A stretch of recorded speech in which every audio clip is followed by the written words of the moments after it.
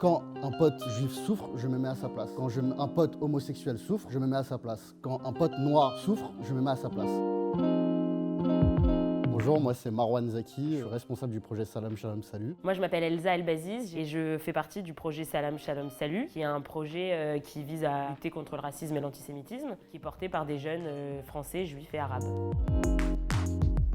Moi j'ai grandi dans un quartier à Belleville. Dans l'immeuble, c'était un quartier très mélangé entre une immigration juive maghrébine, une arabe maghrébine, sénégalaise, mauritanienne. En même temps, il y avait un vivre ensemble entre les juifs et les arabes, mais en même temps, il y avait des choses qui pouvaient se dire des deux côtés. C'était ancré avec un peu de racisme et d'antisémitisme. On pouvait entendre dans nos familles respectives des mots comme par exemple le mot hachek. C'était un mot qui voulait dire entre guillemets quelque chose d'impur. J'ai vu aussi des tensions dans mon quartier à partir de la deuxième intifada, ce qui se passait pendant le conflit israélo-palestinien. C'était des propos qui étaient quand même pas mal banalisés, donc du coup qui ramenaient à quelque chose d'habituel, quoi, même culturel des fois, même notamment quand je disais le mot hachek tout à l'heure. C'est quelque chose qui sont dans l'ordre de... Voilà, c'était comme ça, mais je dis pas que forcément certaines personnes de ma famille étaient forcément antisémites, mais c'était des mots qui étaient quand même ancrés. Moi et Marwan, je pense aussi, on a grandi ces 20 dernières années dans un contexte avec des trucs atroces, Ilan Halimi en 2006, Toulouse en 2012, après l'hypercacher, etc., les attentats du 13 novembre, du Bataclan, de Charlie Hebdo, bref. La plupart des gens qui ont commis ces trucs horribles, souvent c'était des Français. C'était des Français qui avaient même souvent le même âge que leurs victimes. On prend Ilan Halimi, il a été assassiné par des jeunes qui avaient le même âge que lui. Et peut-être que si ces jeunes, on était venus les tirer de là où ils venaient, peut-être qu'ils n'auraient pas bifurqué vers ce truc horrible. Et c'est des choses, parfois, ça tient à rien. C'est un fil, c'est une conversation, c'est une rencontre qui fait que tu vas vers quelque chose et pas vers une autre. Et donc, c'est en ça que c'est hyper important, le dialogue, la conversation, et en même temps d'aller de l'avant, de dire maintenant, on va vers une autre histoire.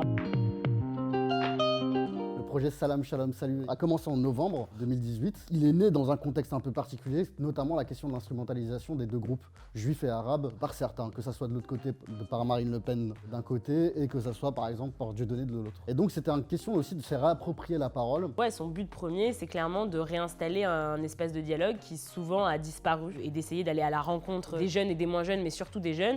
C'est un projet, c'est les jeunes qui viennent parler aux jeunes. Et ça peut paraître anodin, mais c'est pas si courant. Et combien de fois on est passé dans des classes et dans des groupes de jeunes et ils nous ont dit c'est vraiment super parce qu'on est venu nous faire des interventions sur plein de sujets, cyberharcèlement, je sais ce que tu veux, mais on n'est jamais venu nous parler de racisme et d'antisémitisme. Et justement, à travers nos récits personnels, pouvoir se dire, en fait, je peux enfin l'ouvrir et enfin dire ce que je pense. Et ça me fait du bien de le dire à ce moment-là. Et c'est justement ça qu'on a essayé de créer avec Salam Shalom Salut, qui est un projet qui est transversal, qui moi, déjà, premièrement, m'a fait beaucoup de bien. Parce que c'est quand même incroyable de se dire, dans un contexte qui est un peu pourri politiquement, où chacun tire sur l'autre, que de voir en fait, en réalité, que sur les territoires, les gens, ils ont envie profondément de vivre ensemble. Moi, quand on arrive à faire bouger quelque chose dans la tête d'un gamin de 13 ans, moi, quand je suis rentrée de ces rencontres-là, je m'étais dit que, à mon échelle, j'avais fait bouger le truc de façon incroyable. Souvent, quand on parle de Salam Shalom Salut, on dit on reste dans l'angélisme et qu'on ne dit pas les choses. Et pour moi, c'était important de dire les choses pour être clair, en fait. Parce qu'à partir du moment où je dis les choses sur ce qui me concerne moi, par rapport au fait que je sois un arabe, ça permet aussi d'ouvrir le débat et d'ouvrir le dialogue, mais c'est moi qui le dis. C'est pas quelqu'un d'autre qui le dit. C'est vrai que quand on est dans une bienveillance et quand on arrive à installer un rapport de confiance et à parler, il y a quelque chose d'assez magique presque qui s'installe parce que chacun se confie. Les jeunes qui parfois ont 12-13 ans, qui peuvent entendre des trucs dans leur famille, ils ont honte, ils savent que c'est pas bien mais ils veulent pas au début en parler. Il y a une retenue au début, puis tout d'un coup cette retenue s'efface et chacun de notre côté, on arrive à parler et à mettre l'autre à l'aise. On est là pour comprendre, on n'est pas là pour être dans le jugement. Je trouve que la colère que peuvent ressentir certains juifs et certains arabes français est totalement compréhensible parce qu'ils sont les héritiers. On est les héritiers d'une histoire qui n'est pas simple du tout. Mais sortir un peu là-dedans, ça fait beaucoup de bien, ça enlève un poids, ça dénoue parfois certains nœuds qui peuvent s'être créés dans l'esprit. Et nous, à notre échelle, on veut vous tendre la main et qu'on peut être une porte de sortie et une porte d'entrée vers quelque chose d'autre. Et vous pouvez vous émanciper. C'est pas parce que vous venez d'où vous venez ou vous faites ce que vous faites que vous pouvez pas sortir et que ça pourra jamais changer. Surtout, posez-vous des questions et les bonnes questions. C'est-à-dire à partir du moment où tu peux ne pas rester dans tes certitudes et sortir un peu de ça, si on arrive à déclencher ça, c'est tant mieux. C'est important aussi d'avoir cette notion-là d'empathie que j'ai pu avoir dans mon quartier parce que l'empathie, c'est de se mettre à la place de l'autre.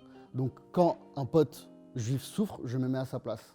Quand un pote homosexuel souffre, je me mets à sa place. Quand un pote noir souffre, je me mets à sa place. Rejoignez-nous aussi sur la page du projet Salam Shalom Salut, sur la page de SOS Racisme. Si vous voulez même qu'on vienne vous voir dans votre collège, dans votre lycée, dans votre fac, dans votre association, écrivez-nous et nous, on viendra avec plaisir vous parler si vous vous sentez seul, si parfois vous n'arrivez pas à expliquer certaines choses à vos potes et que vous avez envie d'une parole extérieure qui vienne appuyer un peu ce que vous essayez de dire, nous, on viendra avec plaisir.